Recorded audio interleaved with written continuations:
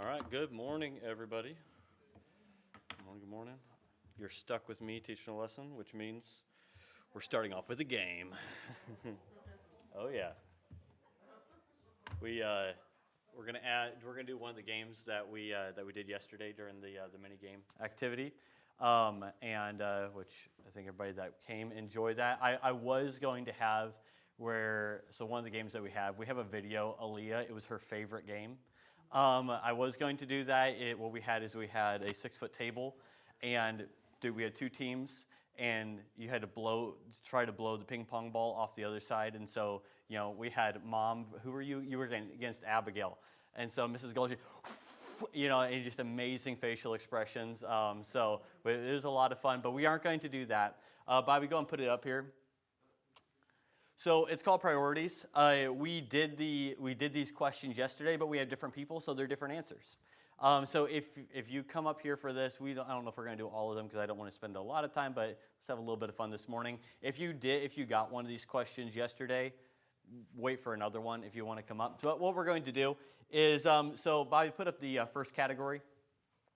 So best burger topping. So if you go ahead and click in to show us what the burger toppings are. So we have our bacon, American cheese, pickle, barbecue sauce, and onion. Okay, so this is how the game works.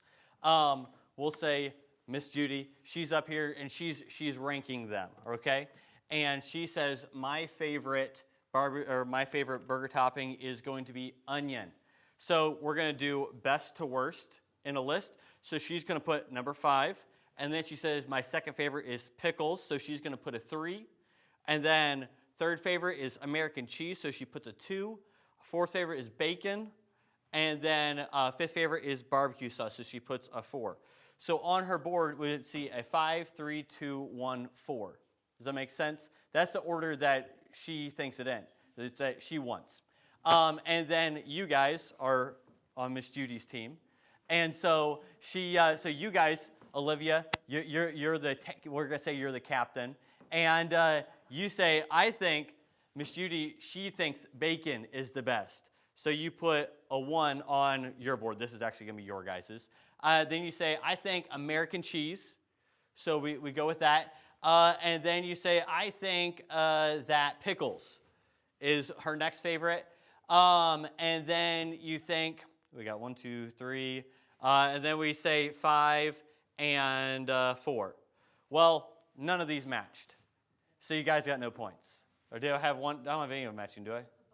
The bottom 2, yes. Thank you. So you got 1 point. I wasn't paying attention, obviously. So you guys got 1 point. And then this side over here, they have the same questions. Maybe it's Alyssa is putting them in order, and they get 2 of them right. Well, they get 1 point more than you guys. Does that make sense? It's a pretty simple game.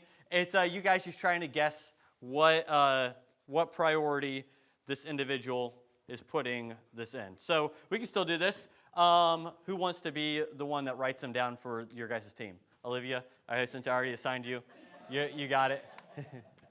All right, and then Trevor, since you can't talk a lot, we're going to have you, you can write it down for you guys. And so what you're going to want to do is once somebody gets chosen and they're up here, I'll give you about 30 seconds to write it down, and then you guys will kind of converse and see what do you think is going to be the list. So who wants to be the first one to put it in a list up here? Although if somebody doesn't jump up, I'm going to start picking people. Just going to say. So who wants to do it? Joel? RC, come on up. All right, there's your board right there. Who's Tyson? Lydia. Thank you, Lydia, for volunteering. You didn't do this one yesterday, did you? I did. No, I did vacations. You did vacations, that's right. All right. So they're going to put it in order. Everybody understand what you guys are doing. You guys are just going to wait for just a minute for them to get it. You can do the da da da da da da, whatever it goes. Go ahead and put them in whatever order they are. Just they can't see. I'm putting the order I think he has. No. You guys are going to put it in the order that you would want them. That's best to worst. And you guys are trying to guess what she thinks is best to worst. So we're going to see how well the macro family knows RC over here. And then RC, how can you think that this is my favorite? Right? So I would think that Tyson would be the best authority for Lydia. All right, you guys got it? Got locked in? Yep. All right, go ahead and hand me your boards so we don't have any changes here.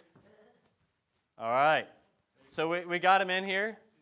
Very interesting. Okay, let's see. You guys go ahead. I'll give you like 30 seconds. See what you think, and then once you have it all together, then let me know. 30, 29. Yeah, and you guys can talk out loud. Nothing's going to be changing, so you can talk as loud as you want. And no asking Lydia. I could have them go stand behind the wall, No facial expressions. Yeah, no. No sign language of,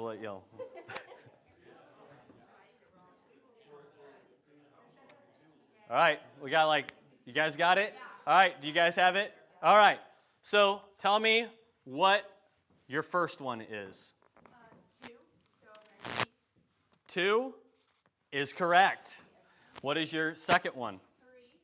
3 is correct. 1 is correct. 5 is correct. 4 is correct. Good job, guys. You guys did. Thank you, RC. You guys did a great job. All right, that's high pressure right here. Okay, so let's see, Tyson. How well did you do? All right, Trevor. Or if you want Alyssa to read it. 2 is correct. Is correct. Is correct. Is correct. Good job. I will say we did not have this good of a time yesterday. That was very, very good. All right. So now we got an understanding. I guess we'll just say we're tied right now is where we're at. Okay, let's do the next category, Bobby. Best holiday.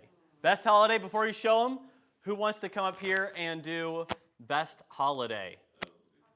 Dawn is going to come up here. Who's going to go against Dawn? Seth? All right. There you go. All right. There we go. All right, Bobby, give us what we got. We got Christmas. We got Thanksgiving, Easter, July 4th, and Juneteenth. Let's see how we do.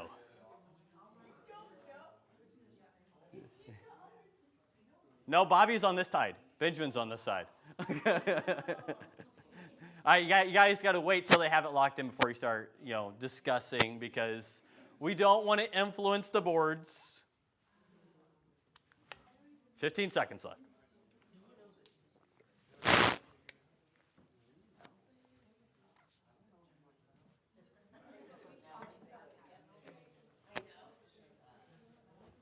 All right, you got it? All right. Guys, go ahead and discuss it. I'll go and take the boards. Here, I'll go and take the marker too. All right. Thank you, Don.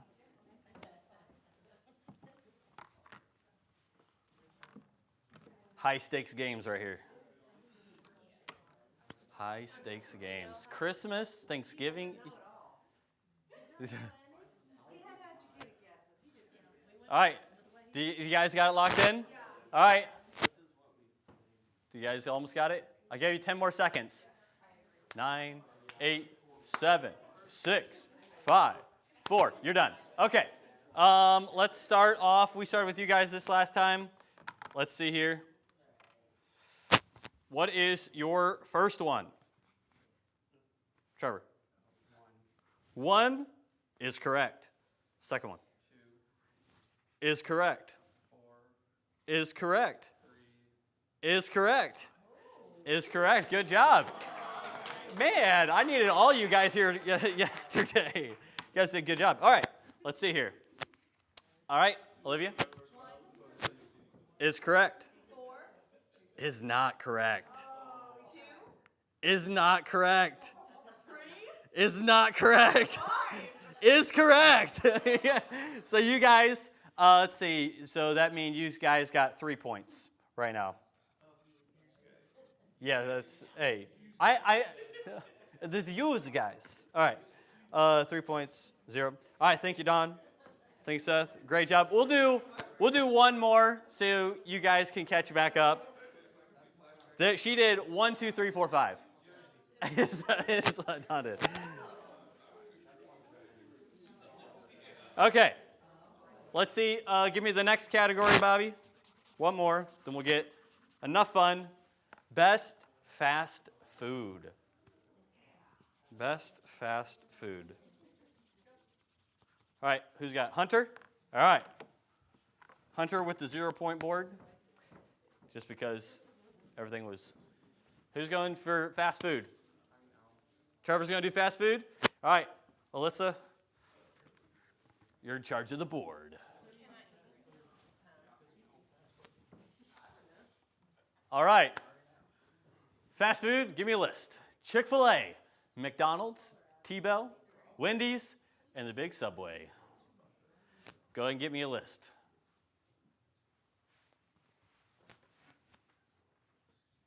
Chick-fil-A, McDonald's, T-Bell, Wendy's, and Subway. Hold on, Don. He's writing it down. No influencing the board. This is a sacred game. No influencing the board. That's right.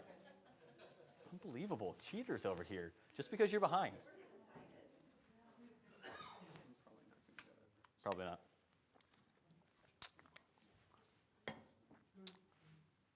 All right. You got it? All right, guys, go ahead and get it all together. Let me take the board.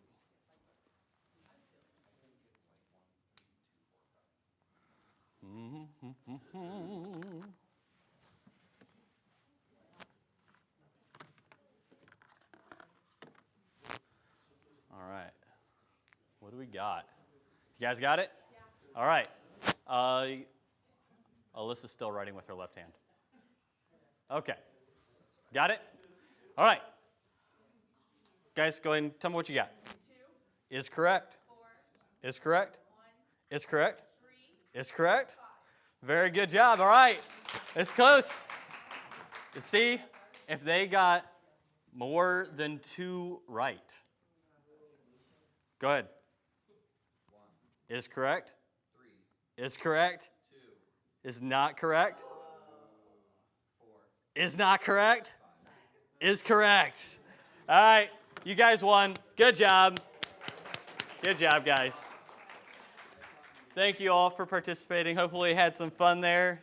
We're a little bit more awake than we were when we walked in.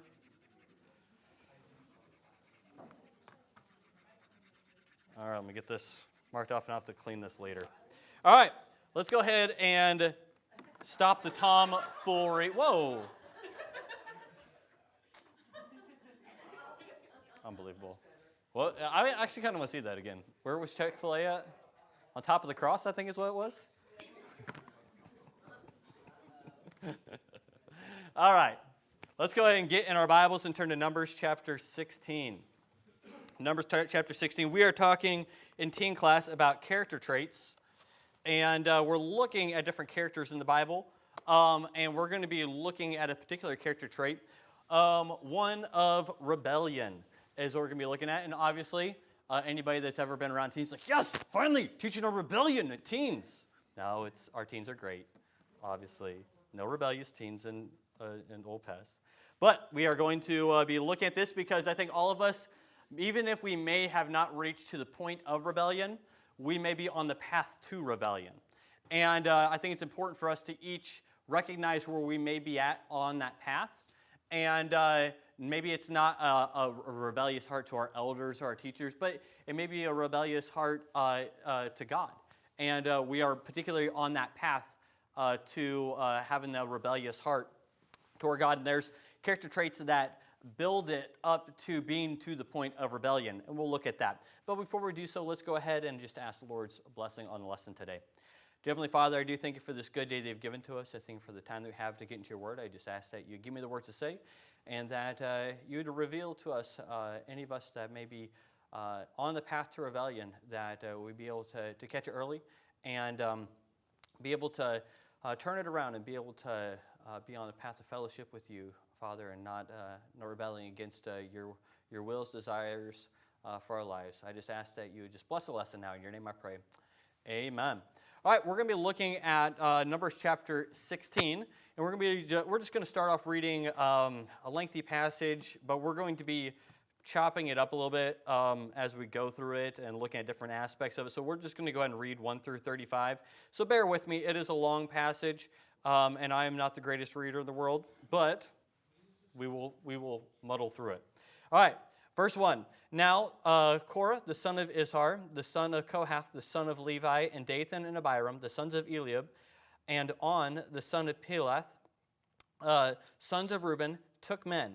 And they rose up before Moses with certain of the children of Israel, 250 princes of the assembly, famous in the congregation, men of renown. And they gathered themselves together against Moses and against Aaron, and said unto them, Ye take too much upon you, seeing all the congregation are holy, every one of them. And the Lord is among them. Wherefore then lift ye up yourselves above the congregation of the Lord. And when Moses heard it, he fell upon his face. And he spake unto Korah and unto all his company, saying, Even tomorrow the Lord will show who are his, and who is holy, and will cause him to come near unto him. Even him whom he hath chosen will he cause to come near unto him. This do, take you censers, Korah and all his company, and put fire therein, and put incense in them before the Lord tomorrow. And it shall be that the man whom the Lord doth choose, he shall be holy. Ye take too much upon you, ye sons of Levi. And Moses said unto Korah, Hear I pray you, ye sons of Levi.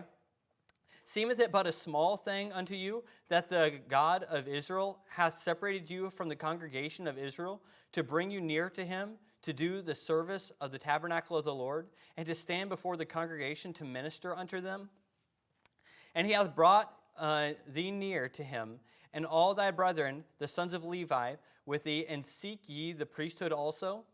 For who chose both thou and thy company, for which cause both thou and thy company are gathered together against the Lord, and what is Aaron, that ye murmur against him?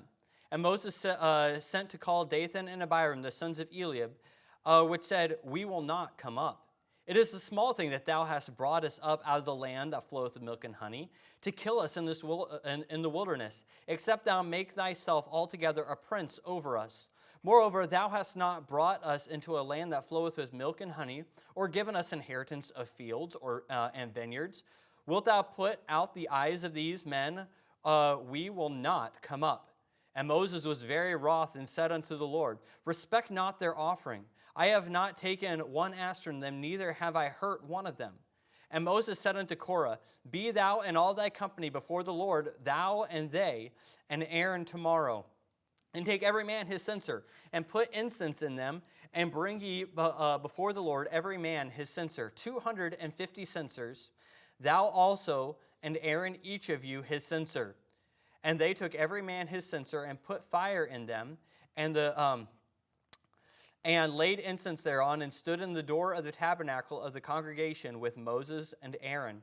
And Korah gathered all the congregation against them unto the door of the tabernacle of the congregation, and the glory of the Lord appeared unto all the congregation. And the Lord spake unto Moses and unto Aaron, saying, Separate yourselves from among this congregation, that I may consume them in a moment. And they fell upon their face and said, O God, the God of the spirits of all flesh, shall one man sin, and wilt thou be wroth with all the congregation? And the Lord spake unto Moses, saying, Speak unto the congregation, saying, Get you up from about the tabernacle of Korah, Dathan, and Abiram. And Moses rose up and went unto Dathan and Abiram, and the elders of Israel followed him. And he spake unto the congregation, saying, Depart, I pray you, from the tents of these wicked men, and touch nothing of theirs, lest ye be consumed in all their sin. So they gathered up from the tabernacle of Korah, Dathan, and Abiram. Korah, Dathan, and Abiram came on every side. And Dathan and Abiram came out and stood in the door of the tabernacle in their tents, and their wives and their sons and their little children. And Moses said, Hereby ye shall know that the Lord hath sent me to do all these works. for I have not done them of mine own mind. If these men die the common death of all men, or if they be visited after the visitation of all men, then the Lord hath not sent me. But if the Lord make a new thing, and the earth open her mouth, and swallow them up with all that appertaineth unto them, and they go down quickly into the pit, then ye shall understand that these men have provoked the Lord. And it came to pass, as he had made an end of speaking all these words, that the ground clave asunder that was under them. And the earth opened her mouth and swallowed them up, and their houses, and all the men that appertained, and all that appertained unto Korah, and all their goods. They and all that pertained to them went down alive into the pit, and the earth closed upon them, and they perished from among their congregation. And all Israel that were round about them fled at the cry of them, for they said, lest the earth swallow us up also.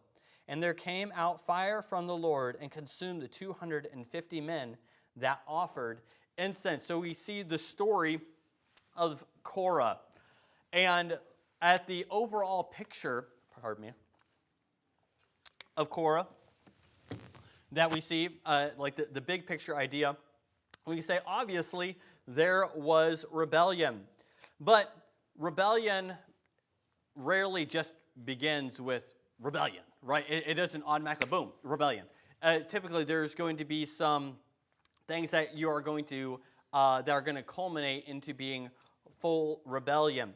It often begins with pride, jealousy, discontentment, a desire for recognition, and then you'll see kind of a resistance to God's given authority. This isn't just a story that's simply about a man who opposed Moses. It is a warning again about attitudes that can quietly grow in any heart. And I think that that's something that we can each keep in mind. So as we start into, we're going to look at rebellion often begins with this discontentment. Let's look at Numbers chapter, let's look at 16, but it's going to be 1 through 3, and kind of break that apart a little bit. Now Korah, the son of Issachar, the son of Kohath, the son of Levi, and Dathan and Abiram, the sons of Eliab, and On, the son of Pelah, the son of Reuben, took men.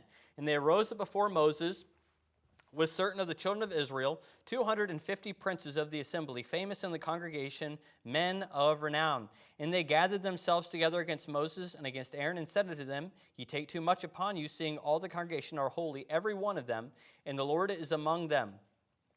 Wherefore then lift ye up yourselves above the congregation of the Lord. So what are some things that we can see about Korah right here? What do you guys think? I like asking questions. I get the teens involved. So what are some things that we see about Korah? So just anything you can tell me about Korah. Doesn't need to be a character trait, but something, either a character trait or something that you can just say from this passage, I know this about Korah. Benjamin. He was respected. Why do you say that?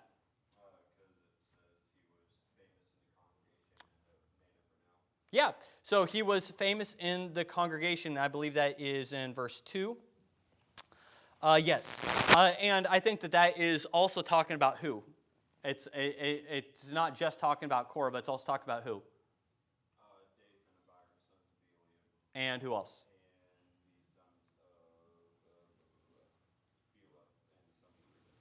I'm thinking specifically what I'm talking about is the 250 men.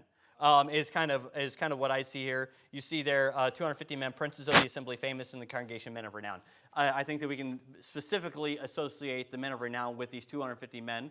But they were well-known men. They were respected men. What's something else? Lydia. He was a Levite, yeah. So we see that he was of the family of the tribe of Levi. What was the duties for? Yeah, so were they just any old people? No, they had a specific duty, right? And was it just a non-important duty? Yeah, just something small, no big deal. No, it was something of importance, right? They were in charge of taking care of the tabernacle of the congregation. And that's what the job, that was a very special thing that was given to the tribe of Levi by God. It wasn't something that Moses just did eeny, meeny, miny, you. Not like me picking people this morning. That wasn't how Moses did this. It was specifically chosen by God that they were, the tribe of Levi was to take care of the tabernacle of the congregation. So we have, he was a Levite, men of renown. What's something else? There's a lot that we can learn. I think especially in verse 3, if you're looking at verse 3, you learn a little bit more about the character of Korah by what he says. So look at what Korah says, and tell me maybe what you can extrapolate from it. Yes? Headstrong. He was headstrong. Where do you see that? And kind of read it out for me, and because I don't want us to just say things. I want us to actually see from the Bible where we get this, why I asked that. Trying to find it. And they gathered themselves against Moses and Aaron and said, "Ye take too much upon you, seeing all the congregation are holy, every one of them, and the Lord is among them. Wherefore then ye lift yourselves up above the congregation of the Lord." Right. So what we see him doing, and I'm going to ask you, what do we see him doing right there? You said he was headstrong. Trying to make himself equal to Moses and Aaron. Yeah, as far as a position of authority, right? He's like, Moses, you're no better than we are. And you see that very clearly through that. So yeah, a very headstrong individual. And I want to pull a couple different things. Anybody else have something else? Mom.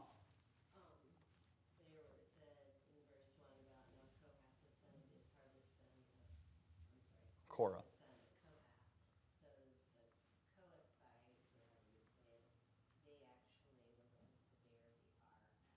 Is it? Okay. I didn't have that in my notes, but I'll trust you. So whether that had anything to do with him feeling like they needed to have more, people to be more aware of them because they were to bear the ark. They had one of the most important positions. Right. Within the care of the tabernacle. I would say the most important position. Again, I don't have that specifically in my notes, but I would say that each and every one of us, we could go back and fact check that, and I would say that Mom is correct in that particular fact, and that would also lend itself to the idea of he was already given a large amount of authority, and he allowed that to get to his head a little bit. So very good. A couple things that I have here.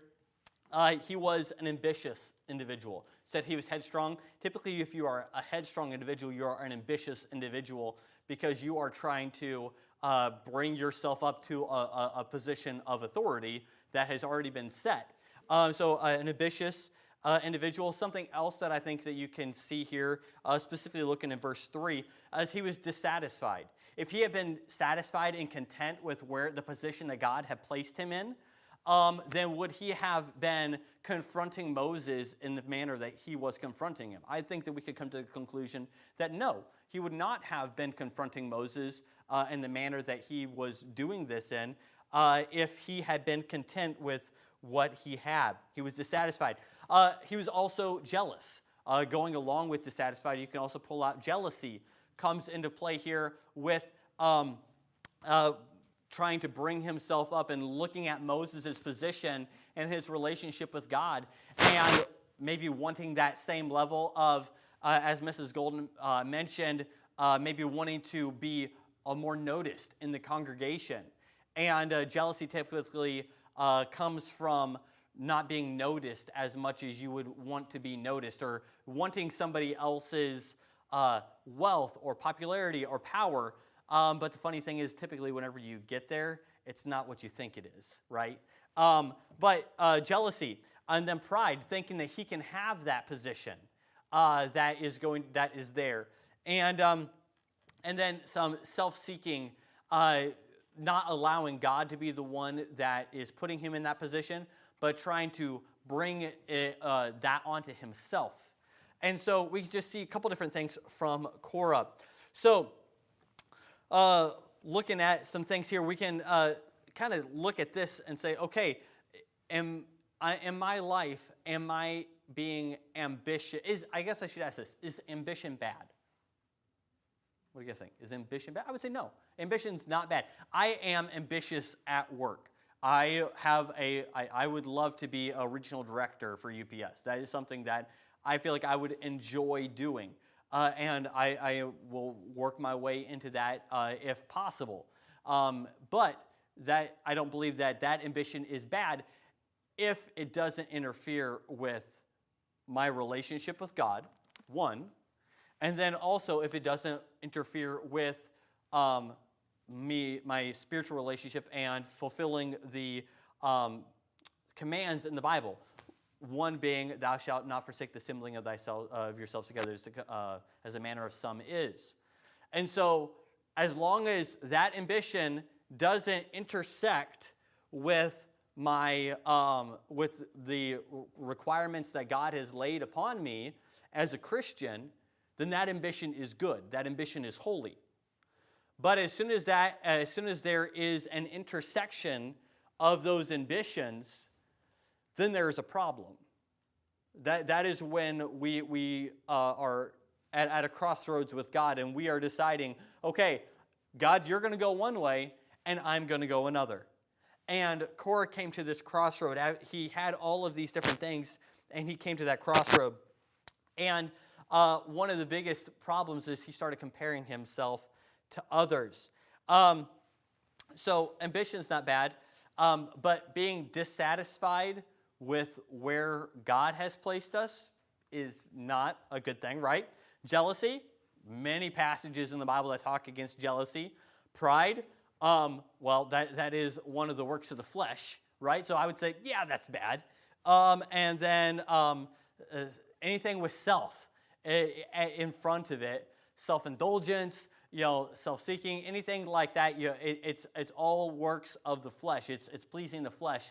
It's not pleasing God. And so we see this rebellion starting with discontentment.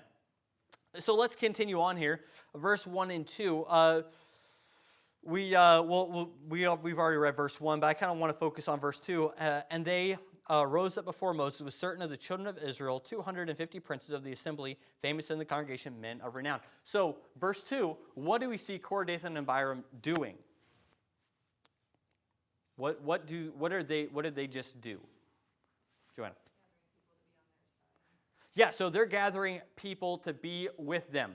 So I say rebellion, and I think that any of us that have been around rebellion or rebellious individuals, they typically aren't singular.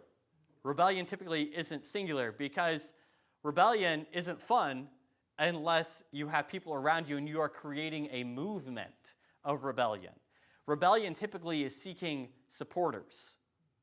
And that is something that if we are in a particular position and maybe we are contrary to what is going on around us, it's not comfortable to be by yourself. So you want to bring people or try to bring people to be like-minded with you. So that is something to be keeping in mind. So verse 1, 2, you see there that Korah, Dathan, and Abiram didn't, or Korah specifically, because it starts off with Korah, doesn't rebel alone. He first gathers Dathan and Abiram, and then 250 princes. 250 men of renown. These weren't, I wouldn't say they were unintelligent individuals. These aren't individuals that were just any old people. These, and this is me just going out on a limb, these may have been the leaders that Moses had selected to help take the load off of his shoulders that his father-in-law had told him he needed to pick people to help him rule the children of Israel. These may be those 250 people. I don't know that. It's just men of renown, so it makes me think that may be where they came from. But we'll just say that they're men of renown, but it's a possibility that they have been people that maybe have been close to Moses, and they're pulling supporters away from Moses. Just a thought. So kind of a little quote I have here. Rebellion loves company because agreement gives people confidence in wrongdoing. That is why a gang is not one person. A gang is a group of people, right? Because a gang has the idea of a rebellious group of individuals. So some character traits that maybe we see in Korah. Let's think about Korah and him being able to draw these individuals away with him. What are some character traits that would be in somebody to be able to do this? What do we think? Joanne? Convincing. Maybe persuasive could be a good word we can use. Maybe I would say that to start off drawing somebody away from the status quo, you are going to be a very persuasive individual. What's something else? Lydia? Influential. One that I had. Very influential individual. I think that he would have maybe, and again, this is speculation, but he leveraged his influence in the tabernacle on the congregation. That's a possibility, right? So an influential individual. And again, these are things that the Bible doesn't specifically say. And Korah was an influential individual. The Bible doesn't say that he was, but we see the action that he does and maybe some things that would have allowed him to be able to perform this action. So I have in my notes manipulative, probably a manipulative individual. Influential, as Lydia said, divisive. If he was somebody that wasn't divisive, he wouldn't be doing this, right? He was trying to cause division there. So people with rebellious hearts, and maybe we can pull this from here, typically are going to be criticizing leadership constantly. If you're somebody that is constantly criticizing leadership, you may be down the path of rebellion. And again, this isn't a perfect thing, because there may be a legit reason from the Bible where you can say from leadership they are not following Scripture. And you can be in the right if you are following Scripture. But, and in that instance, you would be the right one. You wouldn't be the one causing wrong division, I guess. But criticizing leadership constantly would be something that maybe you could see in a rebellious heart. Spreading dissatisfaction and causing that to be in the congregation. That's a quality that you see in a lot of rebellious hearts. Creating that division is something else that you'll see in a rebellious individual. They're creating that division. And then bringing those people around, building those alliances with others. And you don't see Korah building alliances with, Joe over here, not my wife, but, any old person. They're going to be picking people of renown, people in leadership, so that they actually have influence. And really, if you're wanting to start a movement, that's how you need to do it. As you have to get people in influential positions to move a body of people. It doesn't just start with, me going out on the street and saying, "Hey, let's change Old Paths Baptist Church." That me going out and picking somebody on the street isn't going to change Old Paths Baptist Church. And thankfully, I don't think that we need that. So we had, let me go back here to the top. We had it starts with discontentment. It seeks supporters. And then it often disguises itself as fairness. Any of the works of Satan, and I'm running out of time, so I'm going to have to hurry through the last bit here. But rebellion, it's any of the works of Satan, as I was about to say, he's going to sell it as something righteous and something spiritual. That's the way that Satan sells things. He sold the fruit in the Garden of Eden as being something that is going to be something that is going to make Joel wise. It's going to be something that's going to be a wonderful thing. And Joel's going to be as a god, right, Joel? Yeah, it's going to be something amazing. And no, it was all fake. He sold it as something wonderful and something good, but it wasn't that, was it? And so, and here we see in verse 3 that they gathered themselves together against Moses and against Aaron and said unto them, "Ye take too much upon you, seeing all the congregation are holy, every one of them, and the Lord is among them. Wherefore then lift ye up yourselves above the congregation." And maybe I'm kind of getting this of, whoa, Moses, all of us are holy. I feel like you're getting prideful. Don't be lifting yourself up about, like, we're all holy here. And it's cool, dude. I don't know. But, it's just kind of, maybe tell Moses, hey, maybe you're getting prideful. And maybe he was selling it as that. You can maybe take it that way. Again, kind of recognizing where this rebellion comes from. And you see that kind of, as I mentioned, we're all holy. We're all holy here. Don't think you're better than anybody else. So he spoke as though he cared about equality and fairness, but underneath, Korah has this desire for power, right? I mean, he's wanting to bring himself up to Moses. And so everything that he's saying Moses is what he wants to be. So, that rebellion disguising itself as fairness. So you see the character traits just come through as I run through this. Deceptiveness, he's trying to deceive. He's using his words to make it sound real pretty. Self-righteousness, saying, hey, we're all holy here. Critical about the leadership that God had placed in position. And proud while pretending humility. And all of those things I'm not going to dive into real deep, but you can see those here. The other thing that we're going to see here is rebellion rejects God's authority. Look at verse 11. For which cause both thou and all thy company are gathered together against the Lord. And what is Aaron that ye murmur against him? This is Moses speaking to Korah, Dathan, and Abiram and the 250 princes. And you see, for which cause both thou and all thy company are gathered together against me and Aaron. That wasn't what Moses said. Moses said that you are gathered against the Lord.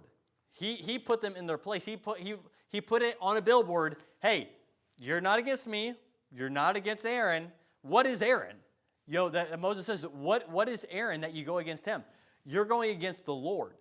Big billboard. So at this point in time, I believe is a crossroad. They have been confronted with their rebellion. And Moses lets them know where you're at. You're going against God. And it is at that crossroads where it is going to change from all these character traits that we talked about into full-on rebellion.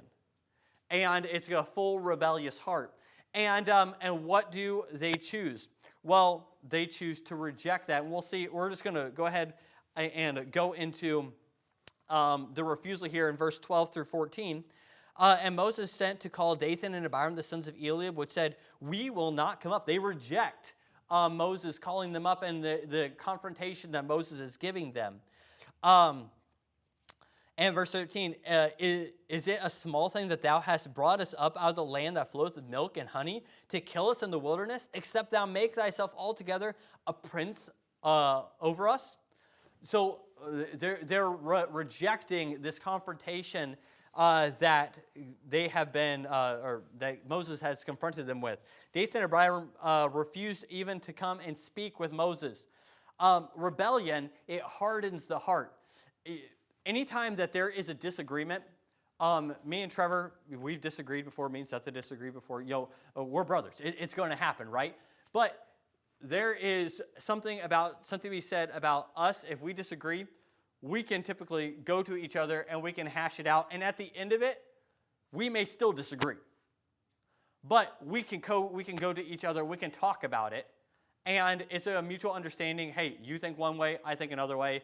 And as long as it's not something that is, I think sauces are unnecessary for food.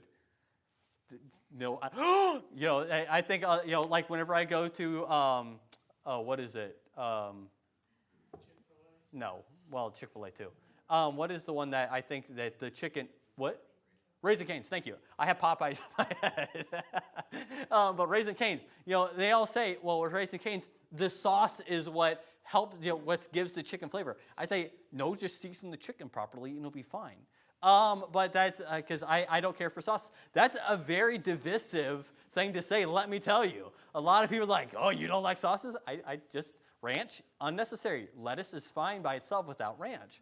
But, so that's something that we can disagree on. And it's silly, but it's something we can disagree on, and they can be wrong, right? But it's not something that is going. It's not something that is going to destroy us as a family. That is where you can come and you can have that conversation. But Korah, Dathan, and Abiram, they wouldn't even have that conversation.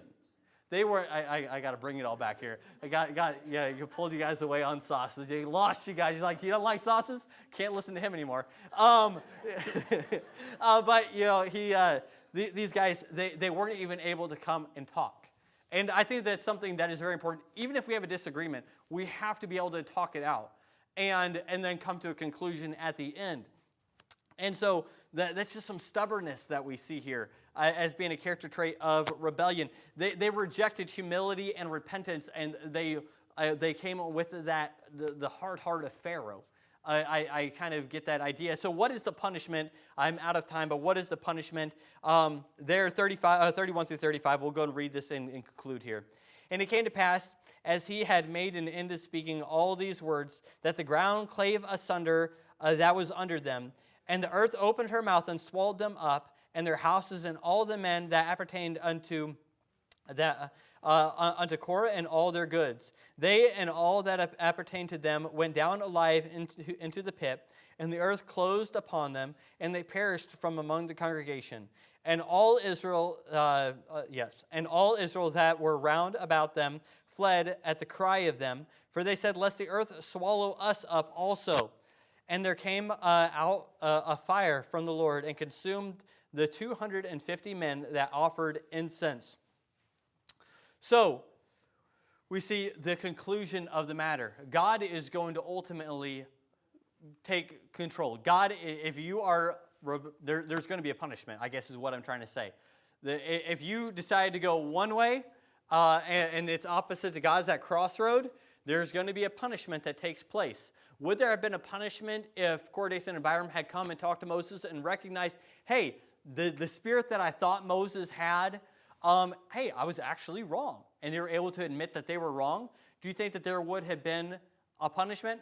Well, there may have been, maybe. I can't say for certain because that's not what takes place in the Bible.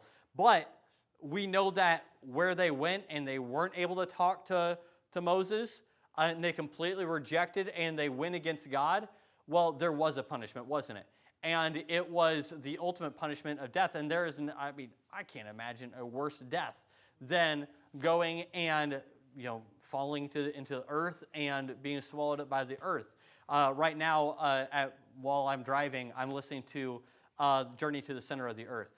It's an interesting book. I enjoy it. But as they're traveling down into caves and things like that, anytime I see videos of somebody going through caves or going to these really tight spots, no, it's not for me. And this I think would be the worst death that anybody could possibly die by. I mean, people think crucifying is bad. I mean, being swallowed up by the earth, I think would be pretty rough too. So, kind of in conclusion here, rebellion. There's a lot of things that can be recognized before we ever get to the full point of rebellion. Maybe ask yourself, am I content with where I am at? Am I humble in my position? Am I teachable? Am I able to have that conversation with people? Am I resisting God in some areas of my life? If any of those are something that's maybe I'm not quite so humble. Maybe I'm not quite so content with where I'm at, where God has placed me. Well, unfortunately, you may be on the path to rebellion. And so hopefully, just as I teach the teens, we looked at character traits so we don't fall into the same hole.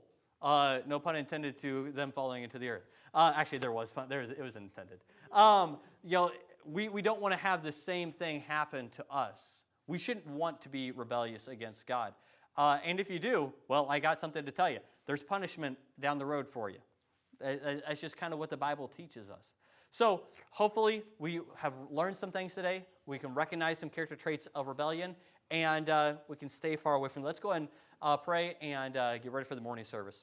Dear Heavenly Father, I do thank you for this good day that you've given to us. Just thank you for the time that we had to get into your word and recognize different points of rebellion. And God, if any of us are on that path, I ask that you would just throw up a great big sign and just warn us that we're on that path. And hopefully today was a time whenever we can recognize maybe an area where we may be on that path, and we can get turned around and not be having that rebellious spirit against you, Father. I just ask now you'll bless the rest of the service today. In your name I pray. Amen. All right, you are dismissed, and we'll be back here at 11.